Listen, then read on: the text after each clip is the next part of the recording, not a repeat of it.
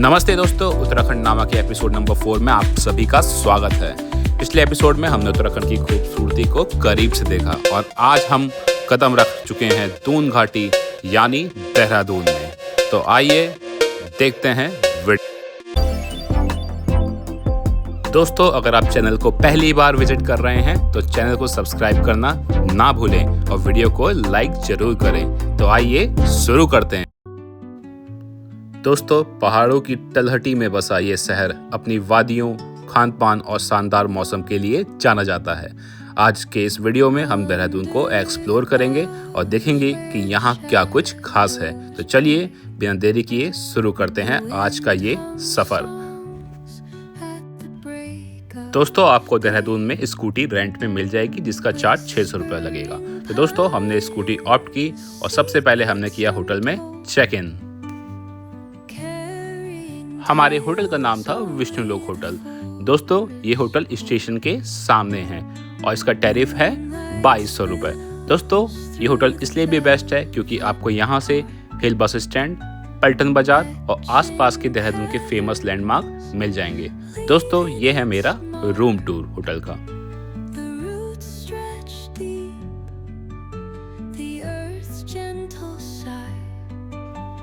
दोस्तों, होटल में check in करने के बाद हम अपनी रेंटेड स्कूटी से निकल पड़े देहरादून की सबसे पहली प्रमुख जगह पे, जिसका नाम है FRI देहरादून। FRI यानी कि फॉरेस्ट रिसर्च इंस्टीट्यूट। दोस्तों, जैसे ही आप इसके कैंपस में कदम रखते हैं आपको एहसास होता है कि यह जगह कितनी विशाल और ऐतिहासिक है। दोस्तों, मेरे पीछे वीडियो में जो आप यह भव्य इमारत देख रहे हैं यह ग्रीको रोमन शैली से बनी है। दोस्तों, क्या आप यकीन करेंगे कि इसे बनने में लगभग 7 साल लगे थे। इसकी लाल ईंटों वाली बनावट और यह लंबे बरामदे किसी महल से कम नहीं लगते। दोस्तों, यही वजह है कि यहाँ कई बॉलीवुड फिल्मों की शूटिंग भी हो चुकी है।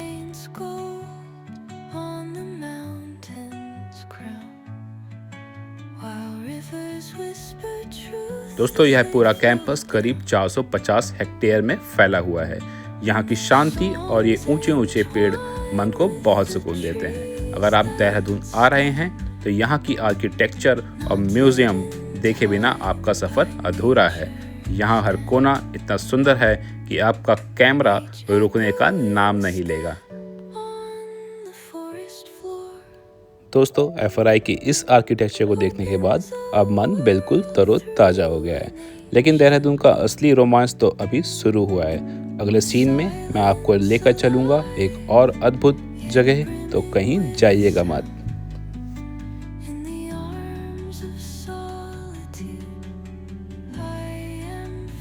दोस्तों, FRI की शांति के बाद अब मैं आ गया हूँ देहरादून की सबसे पुरानी और मशहूर मार्केट पलटन बाजार। दोस्तों, अगर आपको देहरादून की असली रौनक देखनी है तो यहाँ आना बहुत ज़रूरी है। स्टेशन से शुरू होने वाली यह मार्केट हमेशा लोगों की चहल पहल से भरी रहती है। यहाँ आपको सुई से लेकर कपड़े और जूतों तक सब कुछ।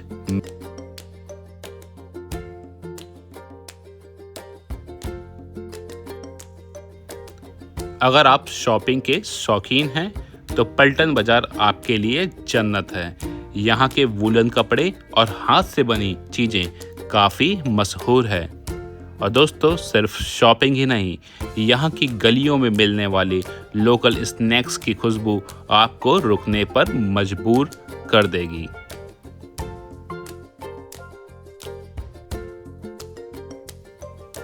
क्या आप जानते हैं कि पलटन बाजार का नाम यहाँ की छावनी की वजह से पड़ा था? यह बाजार ऐतिहासिक घंटाघर से शुरू होता है जो देहरादून की सबसे बड़ी पहचान है। आप जहां भी नज़र घुमाएंगे आपको पुराने और नए देहरादून का एक खूबसूरत मेल दिखाई देगा। यहाँ की एक और ख़ास बात है यहाँ की बासमती चावल और लीची, जिनके लिए देहरादून पूरी दुनिया में मशहूर है। अगर आप सही सीजन में यहाँ हैं तो इसकी खुशबू आपको पूरे बाजार में मिलेगी। साथ ही यहाँ के खादी के कपड़े और लकड़ी के हस्तशिल्प भी बहुत शानदार होते हैं दोस्तों दिन भर की थकान के बाद वक्त हो गया है सोने का। मिलते हैं आपसे नेक्स्ट मॉर्निंग, तब तक के लिए गुड नाइट। गुड मॉर्निंग दोस्तों, देहरादून की एक बहुत ही खूबसूरत और ठंडी सुबह में आप सभी का स्वागत है। कल का दिन पलटन बाजार की रौनक में बीता और आज एक नई सुबह के साथ हम निकल पड़े हैं अगली मंजिल की ओर। दोस्तों आज के दिन की शुरुआत में बहुत ही शांति और सुकून के साथ करना चाहता था, इसलिए मैं आ पहुंचा हूं देहरादून की एक और मशहूर जगह माइंड रोलिंग मॉनेस्ट्री, जिसे हम बुद्धा टेम्पल के नाम से भी जानते हैं।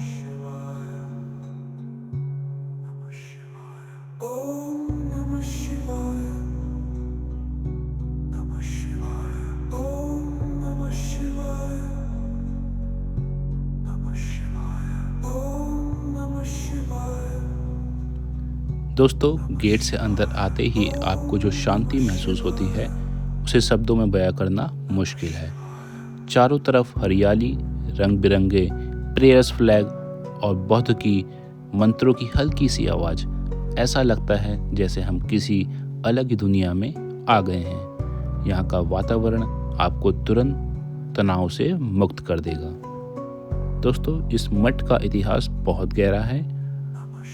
इसकी स्थापना 1965 में हुई थी और आज यह भारत के सबसे बड़े बौद्ध केंद्रों में से एक है।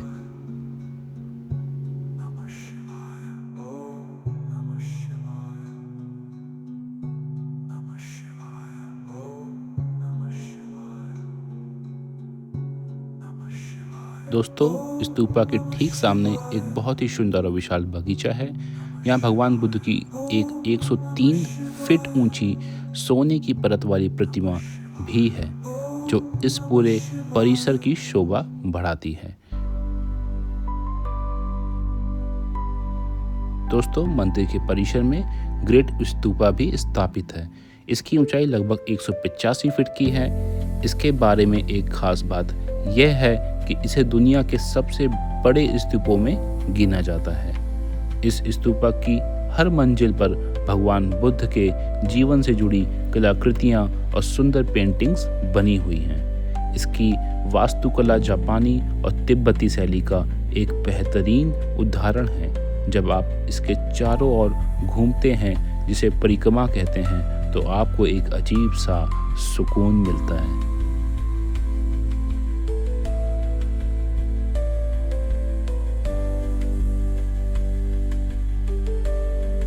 दोस्तों वीडियो में आप देख सकते हैं इस भव्य संरचना को, इसे एक ग्रेट स्तूप भी कहा जाता है।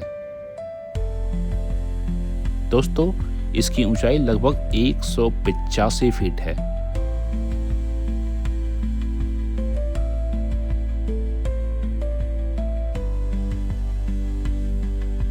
दोस्तों बुद्ध टेम्पल में बिताया गया यह समय मेरे इस सफ़र के सबसे शांतिपूर्ण पलों में से एक है। यहाँ की पॉजिटिव वाइब्स ने मुझे अगले सफ़र के लिए पूरी तरह चार्ज कर दिया। अगर आप भी देहरादून आ रहे हैं तो यहाँ एक बार ज़रूर आएं। दोस्तों देहरादून मेरे लिए इसलिए भी स्पेशल है क्योंकि दोस्तों यह मेरी जन्मभूमि है। यहाँ मैं पढ़ाई भी किया हूँ, यहाँ मैं रहा भी हूँ। दोस्तों यहाँ मेरा अपना घर भी था। दोस्तों हमारी पूरी चाइल्डहुड की मेमोरी यहाँ बीती है। तो आइए अब मैं आपको लेके चलने वाला हूँ उन पुरानी यादों की ओर। दोस्तों इस वक्त मैं खड़ा हूँ अपने पुराने स्कूल के सामने। यह वही जगह है जहाँ से मेरे सपनों की शुरुआत हुई थी। इन दीवारों को देखकर आज भी वो असेंबली की लाइनें, वो दोस्तों के साथ की गई मस्ती और वो स्कूल की घंटी का शोर कानों में गूंज रहा है। दोस्तों ये वही स्कूल है जहाँ छुट्टी हो जाने के बाद मैं मम्मी के आने का इंतज़ार करता था।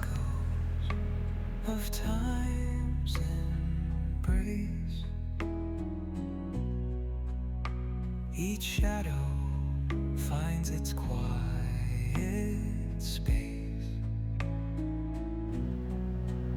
देहरादून की ये सड़कें, ये किनारे खड़ी पुरानी दीवारें और ये ऊंचे ऊंचे दरखत, पेड़, ये सब मेरे बचपन के गवाह रहे हैं। भले ही शहर अब काफ़ी बदल गया है, लेकिन इन रास्तों की खुशबू आज भी वही है। रास्ते में ये जो बाउंड्री आप देख रहे हैं, इन्हीं रास्तों से मैं कभी पैदल तो कभी साइकिल पर हाथ छोड़कर निकला करता था। यहाँ का हर मोड़ मुझे एक पुरानी कहानी की याद दिला रहा है। देहरादून की एक खास बात ये भी है, यहाँ की हरियाली और सड़कों का वो सुकून जो आज भी मुझे बिल्कुल वैसा ही महसूस हो रहा है। दोस्तों, ये मेरे स्कूल का हॉस्टल है। यहाँ पे हमारे 15 अगस्त या 26 जनवरी की फंक्शंस हुआ करते थे।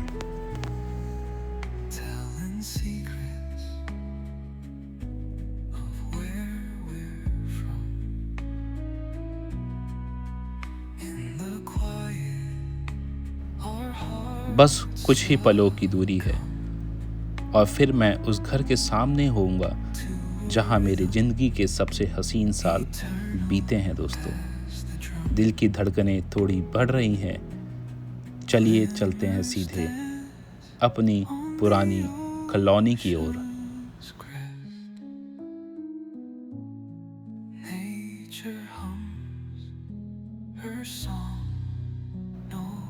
इन रास्तों से गुजरते हुए साफ दिख रहा है कि वक्त के साथ देहरादून कितना बदल गया है।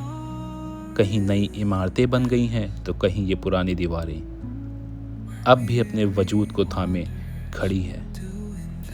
बचपन में ये दूरियां बहुत लंबी लगा करती थी, लेकिन आज यादों के सहारे ये सफ़र पलक झपकते ही कट रहा है। सड़क का यह जाना पहचाना मोड़ बता रहा है कि अब मैं अपनी कॉलोनी के बहुत करीब हूँ। दिल में एक अलग सी हलचल शुरू हो गई है। वो घर, वो दोस्त, वो गलियाँ बस अब चंद कदमों की दूरी पर है।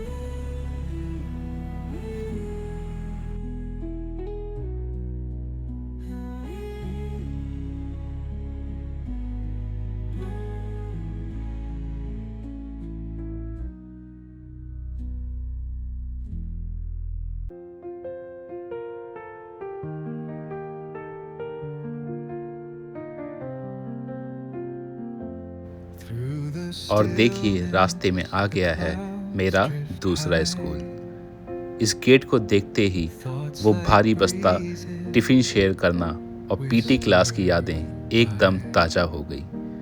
बचपन के वो 4 साल जिन्होंने मुझे बहुत कुछ सिखाया और कई पक्के दोस्त दिए। भले ही आज मैं यहाँ रुक नहीं रहा हूँ, लेकिन इस गेट के सामने से गुजरना भी एक अलग ही नॉस्टैल्जिया से भर देता है।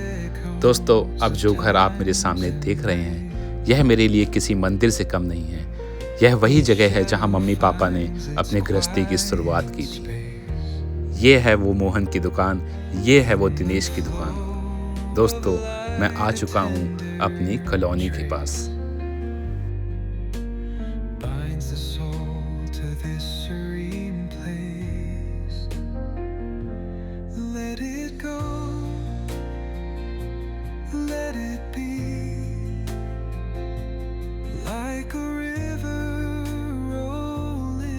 अब मैं आपको ले चल रहा हूँ लक्ष्मण विद्यालय की ओर।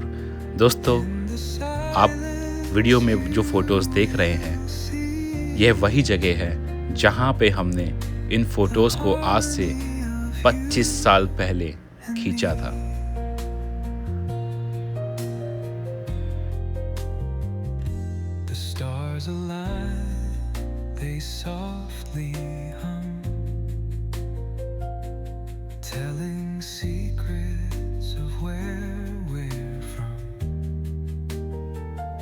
और आखिरकार मैं पहुंच गया हूं पथरी बाग। यह वही इलाका है जहां हमारा बचपन बीता, जहां की गलियों में मैंने चलना सीखा। यहाँ की दुकानें आज भी वैसी ही लग रही हैं, बस कुछ नए बोर्ड लग गए हैं। इस मोड़ वाली दुकान से कभी मैं टॉफ़ियाँ लिया करता था और आज यहाँ फिर से खड़े होकर पुरानी यादें ताज़ा हो गई। जैसे ही हम अपनी गली की तरफ मुड़ते हैं, सबसे पहले आता है यह प्राचीन मंदिर। बचपन में घर से निकलते ही यहाँ माथा टेकना एक आदत थी। त्योहारों के समय इस मंदिर की रौनक देखते ही बनती थी। अब मैं अपनी गली के अंदर कदम रखने जा रहा हूँ। दिल की धड़कनें थोड़ी तेज हो गई है। हर घर, हर दीवार जानी पहचानी लग रही है। इस गली में हम भागते दौड़ते थे, साइकिल चलाते थे और ना जाने कितनी शरारतें की हैं। चलिए अब सीधे चलते हैं उस घर के सामने जो कभी हमारा पता हुआ करता था। यह वही गली है जहां हम क्रिकेट खेला करते थे, जहां हमारे पुराने दोस्त हुआ करते थे, जहां मम्मी और पापा हमारे साथ लेके घूमा करते थे। दोस्तों आइए अब मैं दिखाता हूँ आपको अपना पुराना घर। और ये रहा हमारे बचपन का आशियाना, वो घर जहाँ मेरा जन्म हुआ और जहाँ की मिट्टी से मेरा बचपन खिला। आज भले ही यहाँ के लोग बदल गए हैं, लेकिन मेरी यादें आज भी इन चौखट पर ठहरी हुई है। इस घर की एक एक दीवार मुझे मम्मी और पापा के उस संघर्ष की याद दिलाती है, जिसने हमें आज यहाँ तक पहुँचाया है। दिल को एक सुकून मिल गया अपने घर को फिर से देखकर। भले ही आज हम जीवन में आगे बढ़ गए हैं और यह घर पीछे छूट रहा है, लेकिन मम्मी के हाथों का वो स्वाद और पापा की वो डांट आज भी इन्हीं गलियों में कहीं बसी हुई महसूस होती है। यह सिर्फ एक मकान नहीं था, यह हमारे परिवार के प्यार और हिम्मत की सबसे बड़ी गवाह है।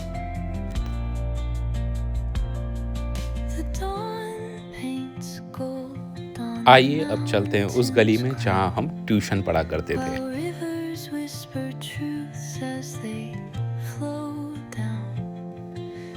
और देखिए, यह वही जगह है जहां हम बचपन में ट्यूशन पढ़ने आया करते थे और ठीक सामने मम्मी और पापा यहाँ पे पहले किराए में रहे भी हैं। दोस्तों अजीब बात है ना, वक्त कितनी तेजी से बदल जाता है, लेकिन कुछ जगहें आज भी आपको वहीं खींच ले जाती है जहां से सब शुरू हुआ था। मम्मी ने उन दिनों की मेहनत ही आज हम यहाँ खड़े होकर गर्व से कह सकते हैं कि हमने एक लंबा और खूबसूरत सफर तय किया है। अब वक्त आ गया है होटल से चेकआउट करने का और इस शहर को अलविदा कहने का, जिसने मुझे मेरी पहचान दी। देहरादून रेलवे स्टेशन पर खड़ा होकर आज मन थोड़ा भारी है, क्योंकि मैं सिर्फ एक शहर से नहीं बल्कि अपने बचपन और अपनी जड़ों से दूर जा रहा हूँ। इसी के साथ उत्तराखंड नामा सीरीज का यह चौथा और आखिरी एपिसोड यहीं समाप्त होता है। इन 4 एपिसोड में मैंने न सिर्फ उत्तराखंड की खूबसूरती को जिया, बल्कि अपनी जन्मभूमि की उन गलियों को भी फिर से महसूस किया जहां से मेरा अस्तित्व शुरू हुआ था। बाय देहरादून।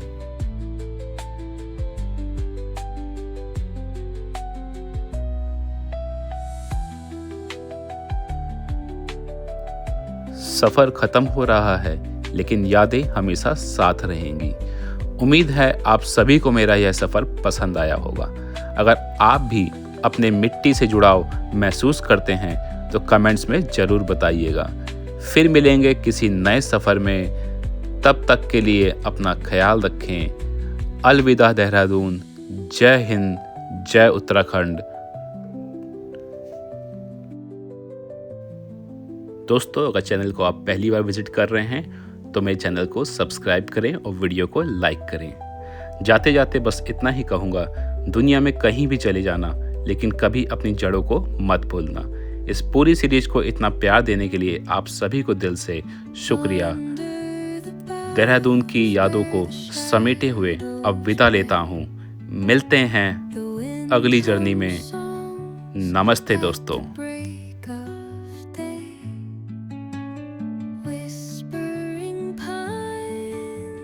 Secrets untold.